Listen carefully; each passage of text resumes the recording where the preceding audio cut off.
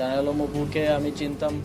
রাজধানীর গুলশানে সাবেক একজন এমপির বাসা থেকে চাঁদা আদায়ের ঘটনায় গ্রেপ্তার বাংলাদেশ গণতান্ত্রিক ছাত্র সংসদের বহিষ্কৃত যুগ্ম আহ্বায়ক জানে আলম অপুর সঙ্গে ২০২৪ সালের ৫ আগস্টের পর কখনো দেখা হয়নি বলে জানিয়েছেন স্থানীয় সরকার, পল্লী উন্নয়ন ও সমবায় এবং যুব ও ক্রীড়া মন্ত্রণালয়ের উপদেষ্টা আসিফ মাহমুদ সৌজি ভুইয়া।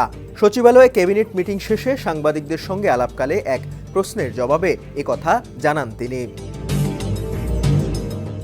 আসলে প্রথমত হচ্ছে এই বিষয়টা এখনো তদন্ত চলছে, যেহেতু ইনভেস্টিগেশন চলছে, এটা নিয়ে মন্তব্য করাটা উচিত না। তারপর যেহেতু আমার নাম স্পেসিফিকলি সেখানে এসেছে এবং এই নামটা আসার পর আমি একরকম অবাকই হই। জানালাম অপুকে আমি চিনতাম যখন আমি ছাত্র অধিকার পরিষদে ছিলাম 2022 সালে, যখন ক্যাম্পাসে আমরা ছাত্র রাজনীতির সাথে যুক্ত ছিলাম, তখন সেও ছাত্র অধিকার পরিষদ করতো, সম্মিলিত বেসরকারি বিশ্ববিদ্যালয়ের কমিটিতে প্রথমে ছিল, তখন চিনতাম। কিন্তু গত 2024 সালের 5 আগস্টের পরে তার সাথে আমার কখনো কথা বা দেখা হয়নি। এবং এই ধরনের একটা ক্লেম আসার পরে তারপরে আমরা আবার আরেক জায়গা থেকে জানতে পারলাম, আজকে কিছুক্ষণ আগেও আমি ক্যাবিনেট থেকে বের হয়ে দেখলাম যে একজন সংবাদ সম্মেলন করেছেন, তার স্ত্রী পরিচয়।